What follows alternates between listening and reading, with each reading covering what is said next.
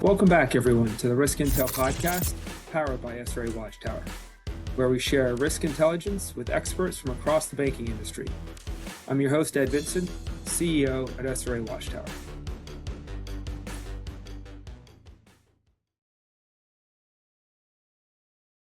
Hello, welcome back to today's Risk Intel episode. With me as a guest on our program for the first time today is Sam Oots. Sam is our product analyst at SRA Watchtower and has been spending a bit of time in digging into the area of reporting, and so we're excited to explore this concept of reporting with you today. Sam, thanks for being with us. Thanks for having me, Ed. Happy to be here this morning. Excellent. All right, Sam, earlier this year, you kicked off an initiative to understand the use cases related to risk management reporting, right, within community banks and credit unions.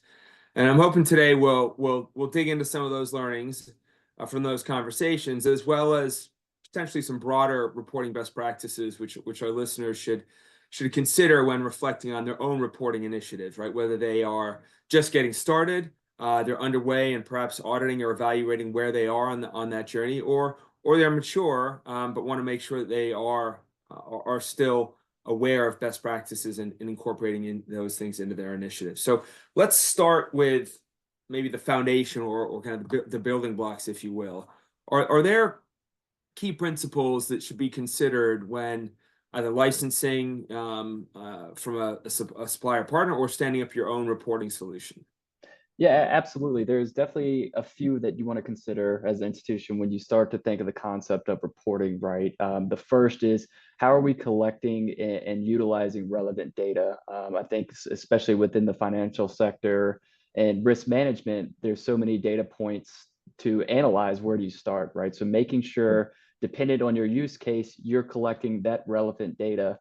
And then the second piece, how do you simplify that data to tell a story? I think sometimes there can be such a thing as data overload, but we'd rather have too much than not enough. So making sure we can make it simple and actionable in our reports, so that essentially our end goal is to be able to tell a story or paint a picture of not just where we're at, but where we want to go.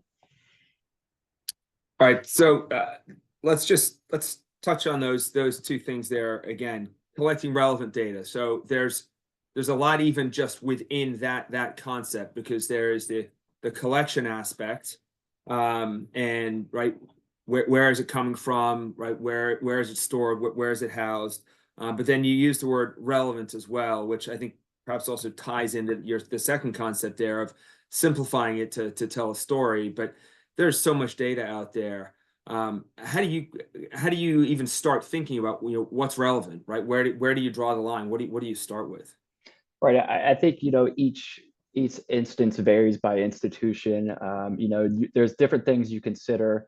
We look at something like risk management. We're trying to figure out, okay, potentially I'm looking at, let's say, credit, for example. Honing in on what items will encompass maybe the KPIs I'm looking to measure within the credit sector, making sure we're pulling them in. And then to that second piece, I think it's almost like self-filtering, you could call it, in terms of the timeliness piece of this, right? So within that specific sector itself, you have months and months, years and years of data. What are we trying to accomplish here? Or are we trying to look at trends from month to month? Are we trying to present a summary for a quarterly board review? So really kind of starting at the top level and then slowly working your way down each layer as you build out your report. All right, so I think that then I'd say from this concept of what's the foundation, the first foundation around for reporting is the data itself, right? And so we talked a bit there about collecting it being relevant, and I think there's probably some other themes that are implied in there around data architecture and governance, right? You talked about timeliness, right? We often hear about timeliness, accuracy, right? Quality. So there's a whole kind of body of work around the data itself. The second bit, though, then is maybe I would build on that and and talk a bit about infrastructure. So, once you've got the data, are there, I'll say, kind of basic or foundational concepts from an infrastructure perspective that you need to be thinking about? Yeah, I even think it kind of goes back to a point you made earlier in terms of we're looking at infrastructure for data. One, how is it housed? How is it getting in there? And then to the point you made, I want to talk about quality. So making sure the data is accurate, it's up to date, right? You're presenting the best data sets possible for your use case. As you talk about infrastructure, I think there's a multitude of different things that kind of contribute to that piece, right? We can talk about integrations in terms of keeping things up to date, but also streamlining the process to get your data into what I like to view as like a single source of truth, whether that be some kind of SaaS product, some kind of internal database, whatever you may be using, but making sure that we can ingest data in from various places to then synthesize it into one report.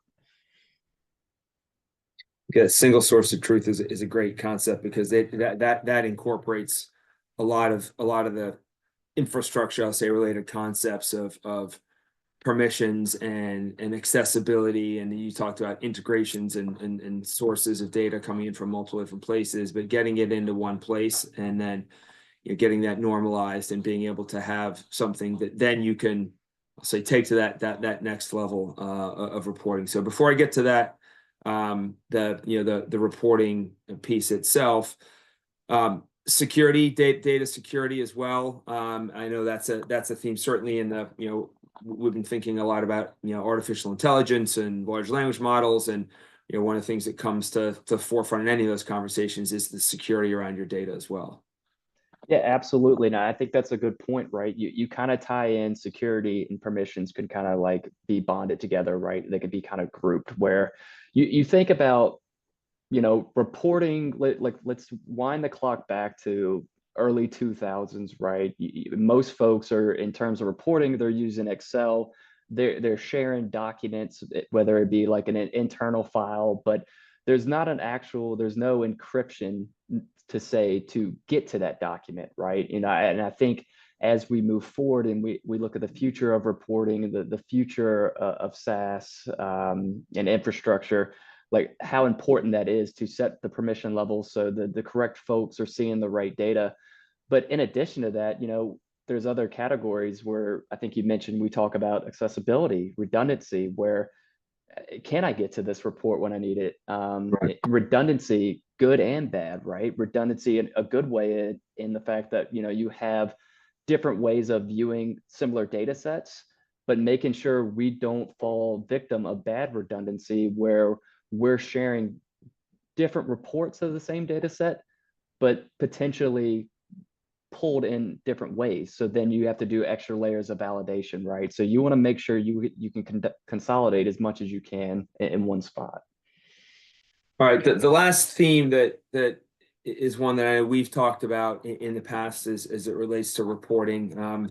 Before we get into the reports themselves, and I have a few questions I'd like to ask you about that. But the other principle that we've talked about is this distinction between configuration and customization, and right, it's kind of fundamental to the approach which you're taking here, and right, whether you are building from scratch and you're going to have a one-off right situation, or you want something that is scalable and potentially reusable by others. So perhaps you could just talk for a moment about the distinction between customization and configurability.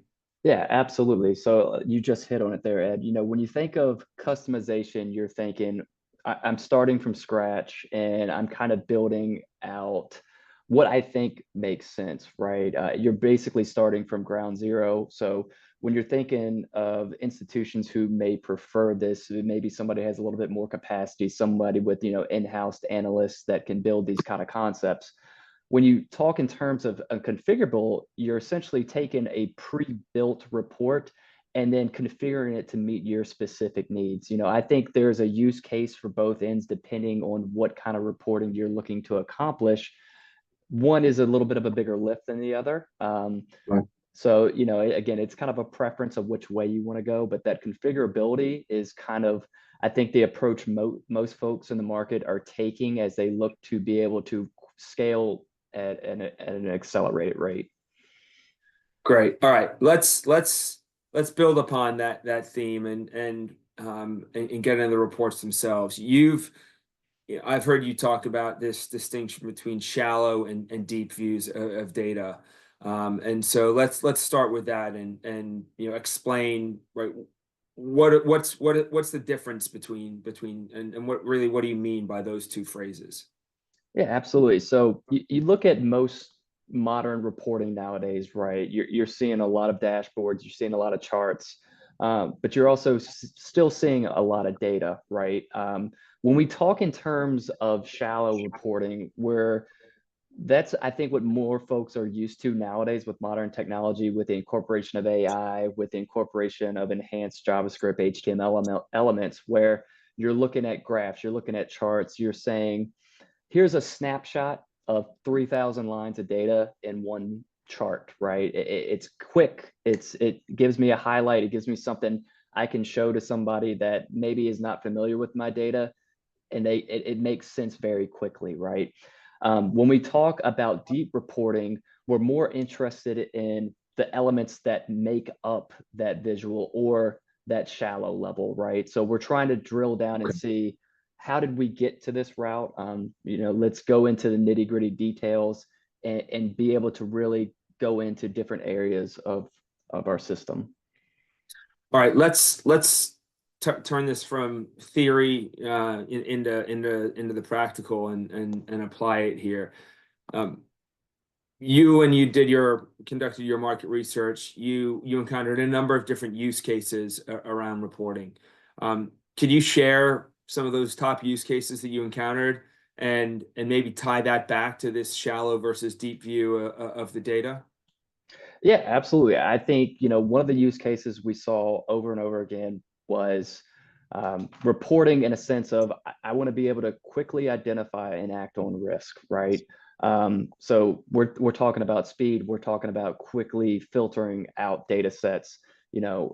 That can be done in terms of that shallow level reporting, where I have a quick snapshot of where I sit at in my sector, and then I can make decisions off of it.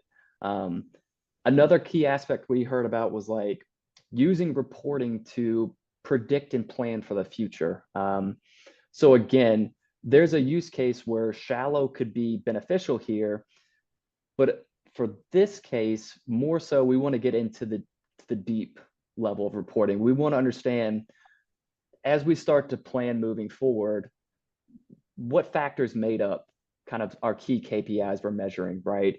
And how can we address those to kind of create this holistic view that we're looking to be at moving forward in our sector, right? So those were two quick ones. I just wanted to give example of one of both ways, but simply put, folks are looking for something that they could view quickly, something that was simple to read, and the ability to understand the details behind that shallow level reporting. Got it. So think of that as really being able to just kind of peel back, layers of the onion there, right? And you can get down and get down and get down, and you find out more each time you peel another layer back. But it's interesting because, right, there are certainly different use cases and constituencies there. If you are reporting to your enterprise risk committee, your board level risk committee, that's going to be a different situation than perhaps your ERM leader or an analyst in the risk department that is trying to get into a specific risk, or maybe work with a first line individual on designing a control or a solution to mitigate that risk. Absolutely. Very, very different scenarios. All right, let's close it out here with I think my final question, which is, what are the attributes that a financial institution should consider really around these reports? I think we talked on some of the themes before, but are there kind of key attributes, and you've highlighted a few things along the way, such as trends or outliers. What are the things that are top of mind from your perspective? Yeah, absolutely. I think this is a great last question because again, it's kind of like we're telling the story of reporting, and this kind of is like that last chapter, right? And to kind of like bring it together, right? Like you mentioned, we're talking about trends, outliers, right? Those are two key attributes that can basically help you figure out how you're going to set up your reporting moving forward, right? How you're going to act off of your reporting moving forward. So I think that key piece here is finding the attributes that fit your specific industry needs that help you make decisions in the immediate future and plan for the future down the road, right? There's two pieces, right? We also want to be able to summarize our data in a consolidated place. So, we're looking at the trends. We're looking at, again, those outliers, things of that nature, right? Again, reporting is essentially our tool that we're going to use to plan for that future.